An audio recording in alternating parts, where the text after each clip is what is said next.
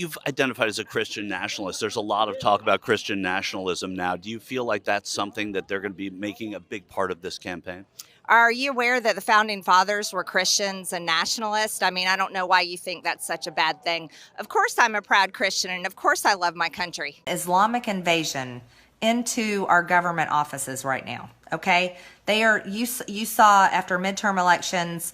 What we saw so many Muslims elected. I don't know the exact number, but there were quite a few. We had that woman out of Minnesota. Now she's going into Congress and she's got to wear a head covering. You know, they want to put their hand on the Quran and be sworn in. No, you have to be sworn in on the Bible. It is absolutely factual, both historical and now, that this is not a Christian nation. We saw memes and lies, I showed you one of them, trying to compare your statements to Adolf Hitler. Well, there we go. The laughter from the crowd is exactly right. I was just talking to Congresswoman Marjorie Taylor Greene about Christian nationalism and how they've said that they're going to make that a big part of this campaign. How do you feel about that? Absolutely offended. Absolutely offended by that.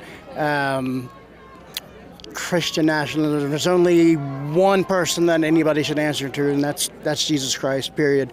And the attack on Christians is absolutely absurd. It's absolutely demeaning to a real Christian who lives by the word.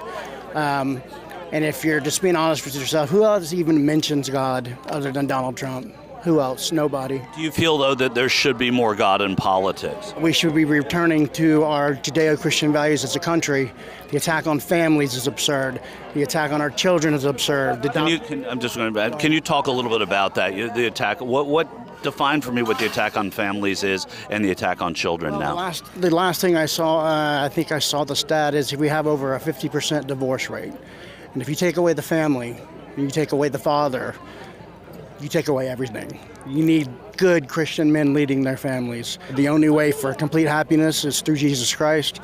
And it's obvious to anybody that watches the attack. You start with a family, you can end this country, and that's what they're trying to do. And we're not going to let that happen. It's just not going to happen.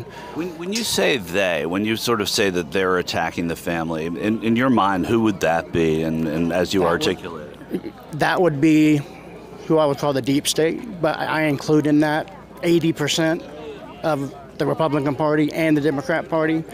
I'm all for MAGA Party, period. They is anybody who doesn't believe to me. I mean, again, the men who fought and died to start this country were Judeo-Christians. And Republicans claiming to be Christian, or those white supremacists claiming to be Christian nationalists, have nothing to do with Christianity and everything to do with white Christianity. White Christianity is this thing that's birthed in America that upheld and upholds white supremacy. It is antithetical to what Jesus Christ has taught and what the Bible teaches. The Bible doesn't mention abortion or gay marriage, but it goes on and on about forgiving debt, liberating the poor, and healing the sick. Christian nationalists like to say this is a Christian nation. Not only is that historically inaccurate, not only is that theologically blasphemous, but it's also just not true. Look around us. If this was truly a Christian nation, we would forgive student debt. If this was truly a Christian nation, we would guarantee health care to every single person. If this was truly a Christian nation, we would love all of our LGBTQ neighbors. If this was truly a Christian nation, we would make sure every child in this state and in this country was housed, fed, clothed, educated, and insured.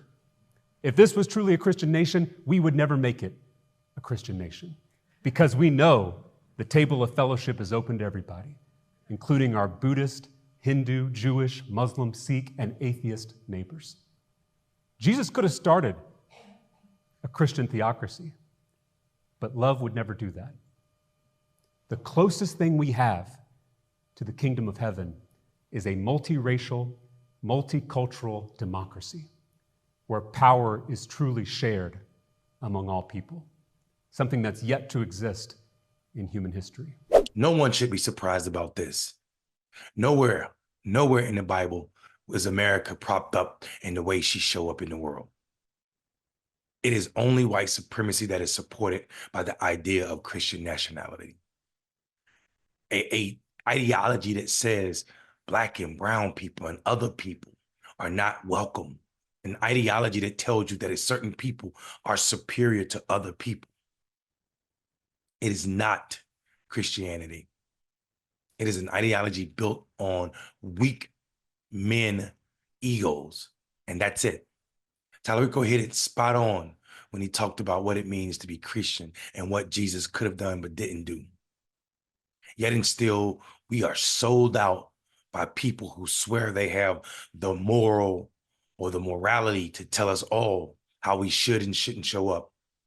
And mind you, the same people that are telling us that they are Christian or they have Christian nationalism as an ideology are the same people that will leave people out to die, starve, and be uneducated and no insurance, health insurance.